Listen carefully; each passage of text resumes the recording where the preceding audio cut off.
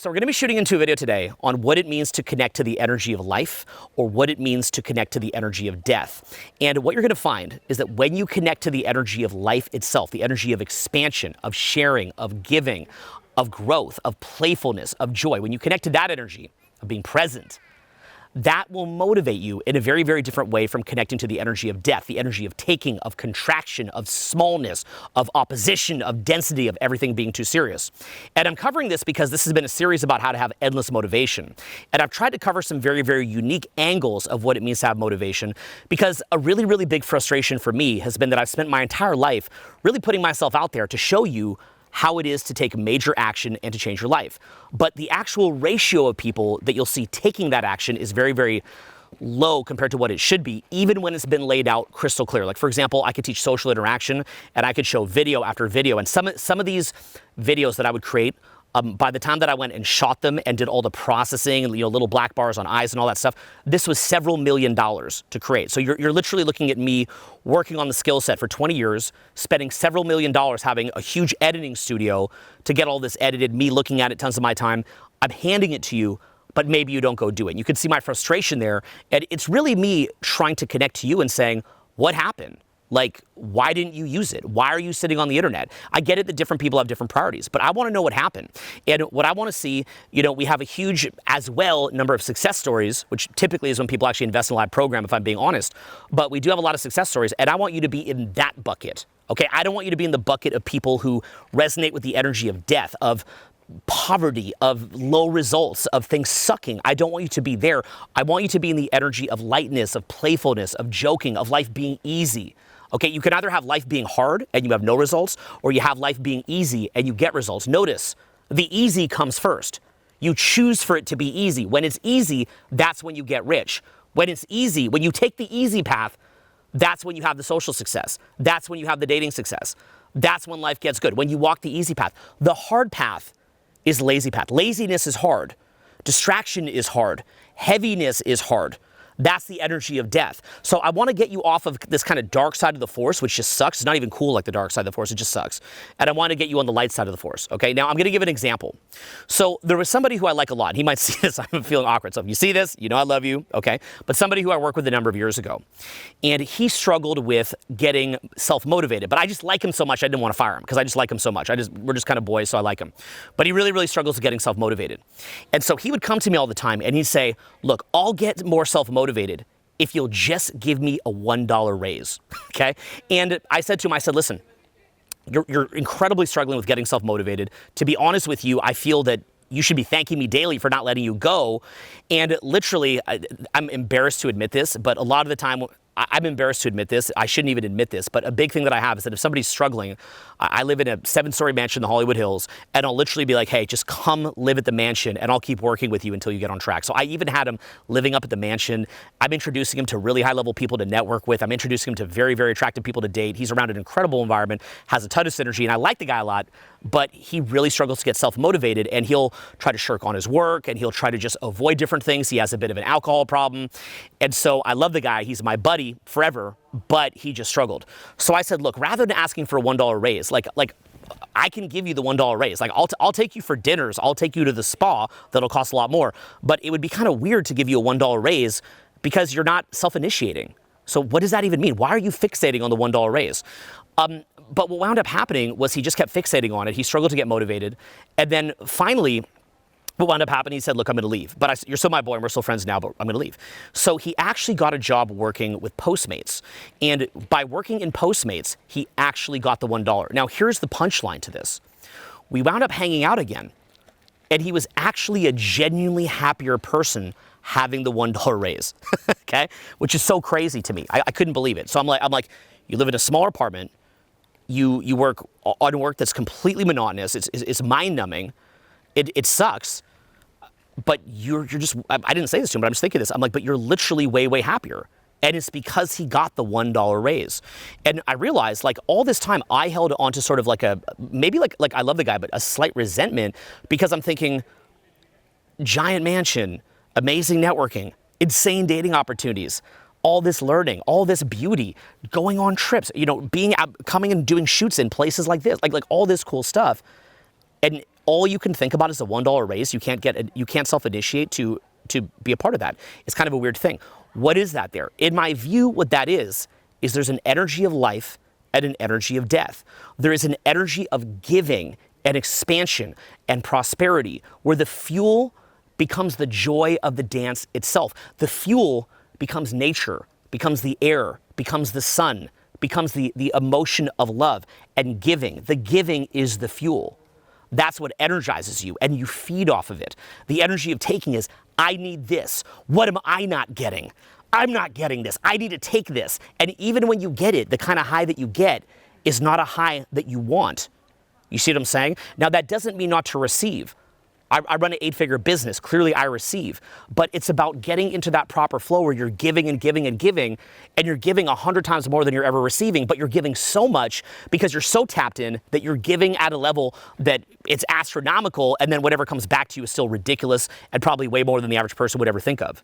That's the kind of flow that you want to be in. But when you're just stuck in this taking flow, this energy of death, then all that you can think of is, oh, I just want the dollar. I've seen this in my dating life at times where, I meet somebody and we really, really resonate with each other. And I say, look, here's what I'm good at, here's what I'm bad at. If you want to know what I'm good at, I'm the kind of person where I'm always going to be having adventures and I'm always giving. So I'm always going to be, if you look at my videos, I'm always out in nature, I'm in the best cities, I'm in the best spas, the best clubs, the best restaurants, the best place to live, the best friends, the best everything. I'm just an adventurer. I'm always going to be doing things. And you're always going to just see me just reveling in the joy of life and reveling in the flow. That's something that I'm able to do. Okay. Now, what I can't do is pander to you all day and meet your every trauma need and, just sit there and just stare in your eyes all day and make you feel like you're not alone or whatever else because, your dad abandoned you or something like that. I can't do that thing, but I can do this other thing. Now, when you first hear that, you'll see this where every single person in the world is going to say, no, I want all the fun stuff. I want to do all the fun stuff. But you will rapidly see how rare it is that somebody is actually capable of letting that degree of prosperity land. And so I've seen it where, I've done years and years of socializing, right? I live in LA, but I do socializing all over the world. Almost every major city you can think of at some point I've been to, but not all of them, okay? Our company, we've done live events in 265 cities, 75 countries around the world, 100,000 people face-to-face, million online. So I've seen a lot of stuff. So I'll get it to where, I've had the joy of dating a lot of different people. And a lot of time I'll meet somebody, I have a very, very strong physical attraction, and we have really, really good intimacy. And I like them, and I like their personality, I like their heart. But, I've just noticed, like, when you pull people into this kind of a reality of true prosperity, they will tend to default back to things about their insecurities, about what they need to take, and so on and so forth. And then you'll see, and I've talked about this in the previous videos in the series, then you see the bickering come in, then you see chaos coming in. And what it's doing is introducing a contagion into that environment that's getting you out of the prosperity. Then as you begin to fail and get out of your rhythm, you start to feel that contagion in you, that energy of death goes in you, and then you start to act like that back, and then you can become as much of a problem as them. And I've done that too.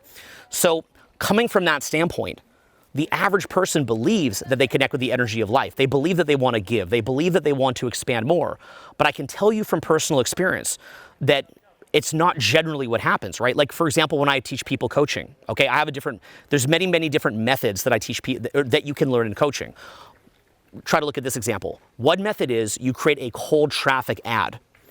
And with that cold traffic ad, you basically just put in all these little kind of advertising pain points and, the big promise and things like that. Now, by the way, you can do both these methods. They're not mutually exclusive. I actually think cold traffic is amazing. I love to do it.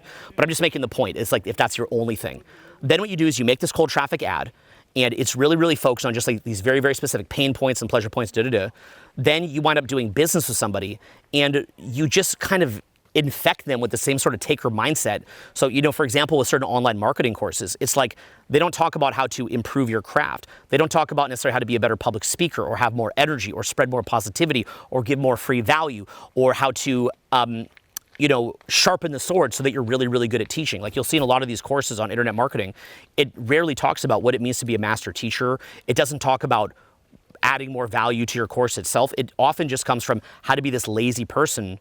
And there's just this thing that you're kind of okay at, and then you just kind of monetize it, right? That's a common thing in internet marketing. The thing that now, by the way, those funnels are incredibly lucrative, okay? But it's a taker's mindset. And so you'll see in the eyes of people that are in that mode that it's very, very dark. It's a darkness in the eyes that you'll see. Giving to me is the opposite of that. So, when I think about how to be a coach in giving, I talk about this all the time. I built a low-level 8-figure business. That's not a 9-figure business. Many of the people who I coach run 9-figure businesses. I built a low-level 8-figure business. So the business that I built was not one where I wanted to pump it with steroids, right? It's almost like a cow. Do you want to have like a nice grass-fed cow? It's maybe not as big, but it's more like what nature intended. Okay, it's still some big, amazing cow that tastes good. It's grass-fed, but it's not this giant antibiotic, steroid, hormone pumped cow that is just fed a whole bunch of like insane grains, right? So like, are you the grass-fed cow pumper that makes the grass-fed cows, or do you make the grain-fed cow, right? The cold traffic is often the grain-fed cow. You could do both though, by the way. Okay, it doesn't mean that you couldn't use those strategies. I'd like to use those strategies myself. I'd like to get into that. But you see my point, that can't be the only thing. They're not mutually exclusive. You could actually do both, but that can't be the only thing. So what winds up happening is the things that I focus on, it tends to be more about building, like doing real niche-based content, having real core fans, having people that really benefit from what it is that you do, working very, very hard to get better at your skill set, to get better at your craft. And what happens is that by you getting better at your craft, you actually take energy from that. You actually take energy from giving and from expanding. So again, it's that energy of life, which means, like, I remember, like, for example, there's people that I've dated where, 2 a.m. hits and they're like, babe, let's go home.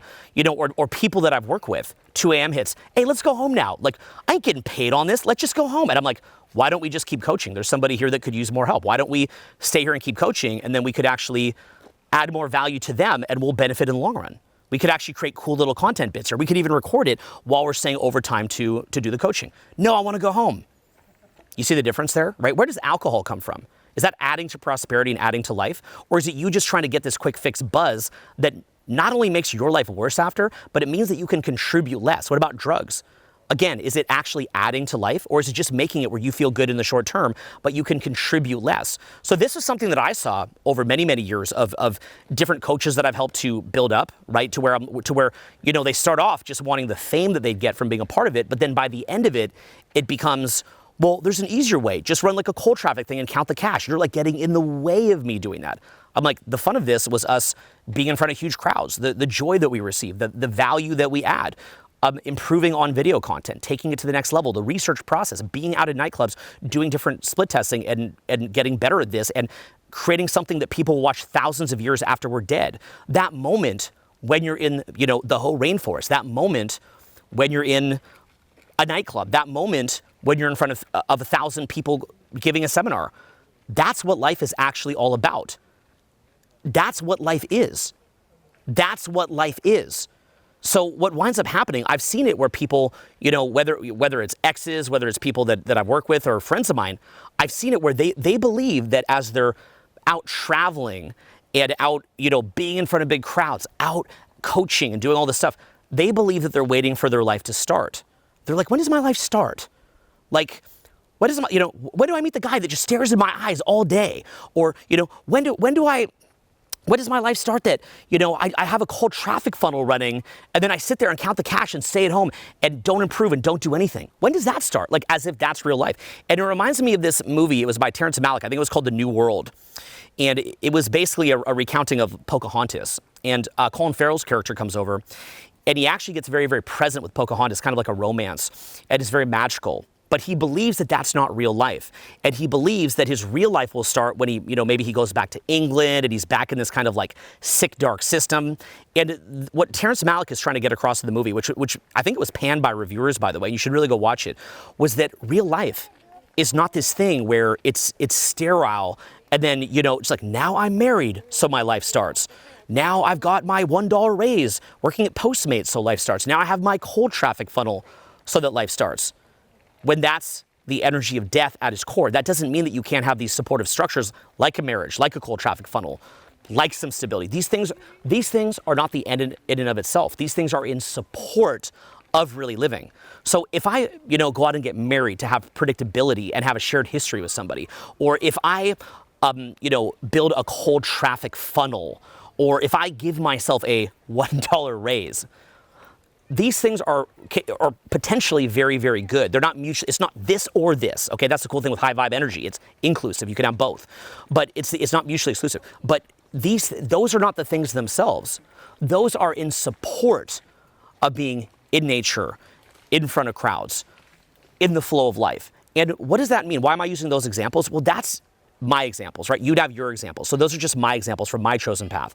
But the idea being is that in that is the examples that I'm giving as real life is when you're out of this contracted sort of like weird matrix of little dopamine spikes and taking and ego and smallness and trying to find identity and certain stability.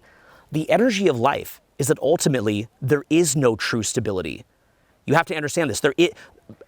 Dollars, it's fiat currency. It's real and it has very practical implications, but it's fiat currency. A marriage can end any time.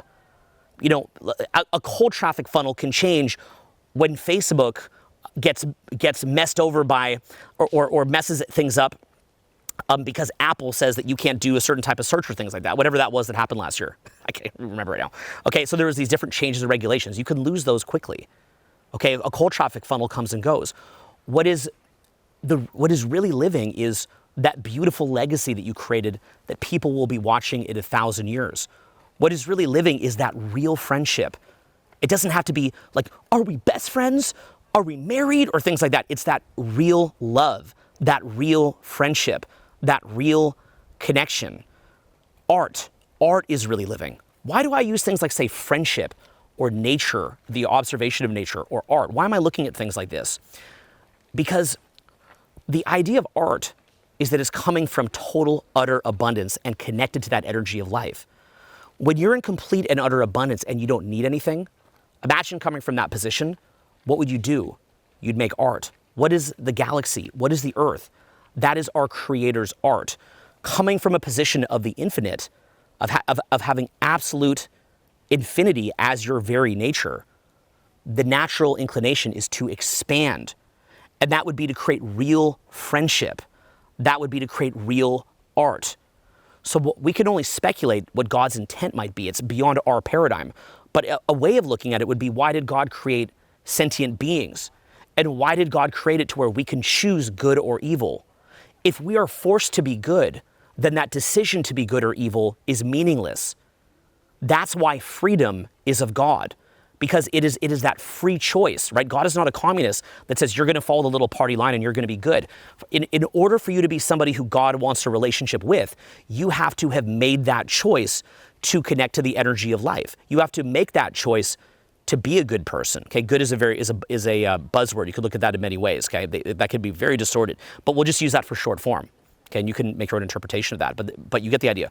So it's things like art, creating the galaxy, creating human beings, friendship with real human beings, with people that have their own consciousness, being in nature, not needing to be in a sterile environment, but being out here and actually taking that in, letting that impact you, letting that merge into your soul, letting the connection to the natural world build you at a core essence level, allowing real friendships to build you at a core essence level, allowing real love to build you at a core essence level, allowing the creation of art to build you at a core essence level.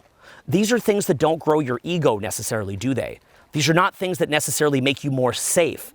These are things that at a spiritual level, you can actually feel your core essence growing as you do them. Now, as your core essence is growing, you begin to take on that same exact creative impulse.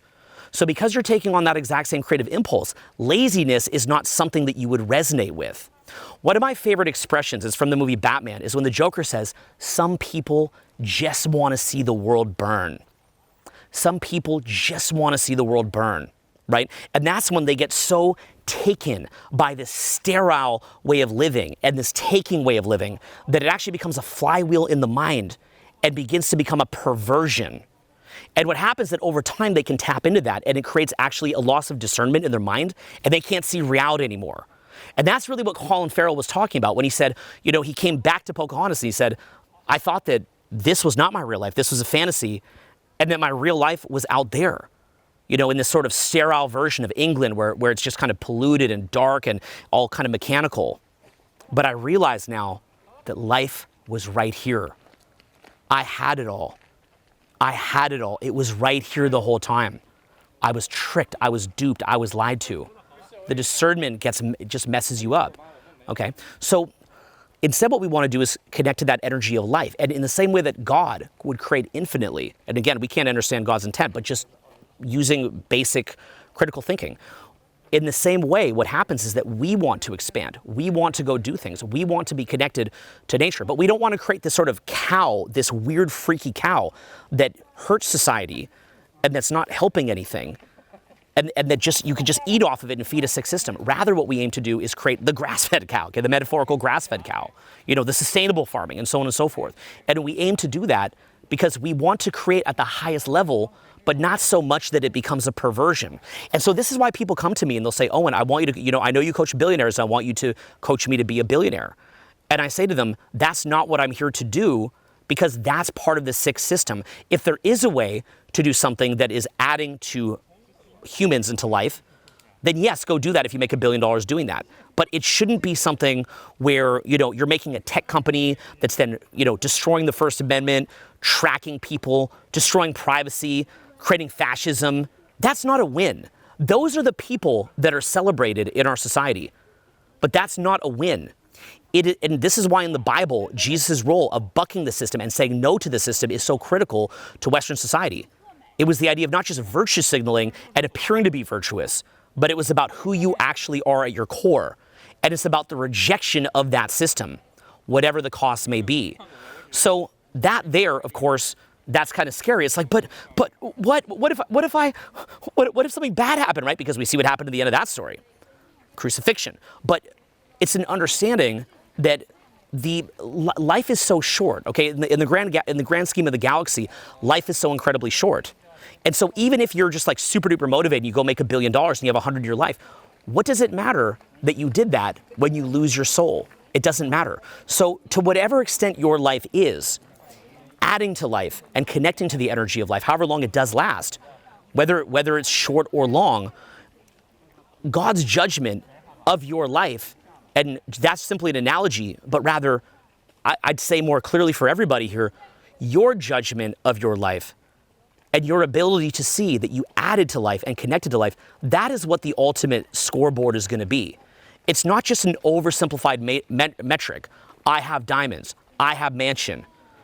I have a good dating life. I am popular. Those are things that at a base level is what you're trained to like, and they're good things in support of really living. Do you understand? Those are in support of that. But that is not living itself. So when you're in a taker's frame, you're like, diamonds, dating, mansion, popularity, right? It's the energy of taking. Eventually, as you go down into that world, what winds up happening is you lose your discernment. You get weird parasitic flywheels running in your brain. You lose access to your authentic will. And you lose access to flow state independently. You even actually might even disdain people that feel happy without having accomplished those things. But what it means to be connected to your own will, connected to your own discernment, having independent access to transcended states and flow, and then acting through that, is that, like our Creator, what winds up happening is you start to just want to do things. You want to share, and you're very, very motivated. Some people just want to see the world burn. That's what happens when they go too much into the energy of death. And they take and they take and they take, and eventually it perverts the mind. And they get to the point where they actually feed, rather than saying, oh, when I add to life, I'm feeding from that, they actually gain energy from seeing life destroyed, right? Negative energy wants to spread. Positive energy wants to spread. So when you see somebody who's in a very, very negative state and they want to spread that pain, whether that's overtly in some horrific act or in the subtle ways where they kind of traumatize you a little bit, then pull back, then make you feel bad for them, and traumatize a little bit, pull back, and make you feel bad for them, whatever that is, that wants to spread. It's a contagion that wants to spread and multiply. But the energy of life also wants to spread and multiply, as you can see here. It's two different ends of a magnet, two different poles. There's the energy of creation and the energy of death. This force is renewing and adding life, and it also has the energy of death as well. And those are in balance. But the question is, for you as a human, which end of that do you want to be connected to? So what I would like you to do is I'd like you to start to really zone in on what's the energy of life and what is the energy of death. And what that would mean is, what is density? What is feeling like you're against people? What is that smallness? What is that fear? What is that taking life too seriously? What does it mean to be playful, to be light, to be having fun, to be expansive, to not take things too seriously? What does it mean to create art? What does it mean to create true friendship? What does it mean to be out in nature? What does it mean to do those things that if you're already infinite and complete now, you would connect to? And start making that distinction. When you do this, a couple things are going to happen. First of all, you're going to see people that are connected to that energy of death, and you're going to wind up backing away. And it'll be painful, but you'll do it. But you're also going to see that little part in yourself that also wants to see the world burn. Because when you're doing things to actively waste your time, when you're burning down your focus, burning down momentum, burning down your time, that is you connected to the energy of death. That is you in your own little small way, like the Joker, saying, some people just want to watch the world burn. You know, and you're doing that. It's not as obvious because that energy is just running you a little bit, whereas the Joker is completely consumed by that, but it's there a little bit. And so you won't, in my personal suggestion to you, you want to actually be backing off of that and connect. Try doing art, try creating, try giving, try having real friendships, try getting out in nature, try taking in the creation of life. And what will happen over time is that you'll find that you're not as much in this controlling state, and you'll really open up. You know, some people talk about, you know, the third eye opens up or something like that. I don't know if that's true. I really wouldn't know about that. Kind of new agey, that's huge. But the pineal gland, right? And whether or not the pineal gland opens up or not, I really couldn't tell you that. I'm not in a position to know that. But the way that that's sort of described, like the pineal gland just opens, you're going to see that. And what's going to happen is you're going to take in multi-million-dollar ideas. It's just going to come to you naturally. You're going to feel different synergies. You're going to feel this jet stream of the energy of life moving you forward. Little coincidences will start happening. And it's not going to give you necessarily what your ego wants, but it's going to give you what your essence needs.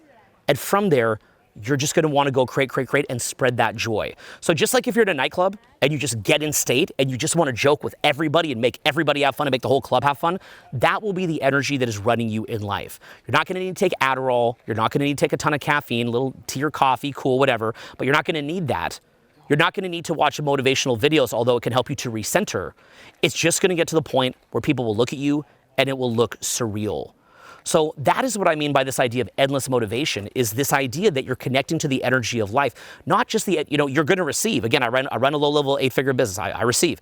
But it's about receiving, but it's also about giving, and giving so much that you've got so much energy moving through you that you have the energy, you're giving a ton, and then you're going to receive a ton back as well. Just getting into that natural state of flow. So we're going to wrap this up. I'm just here having a nice relaxing day. We're in the whole rainforest. I hope that you enjoyed it. I hope this idea of connecting to the energy of life will be something that you'll reflect on, and we'll be back with a lot more soon. Peace.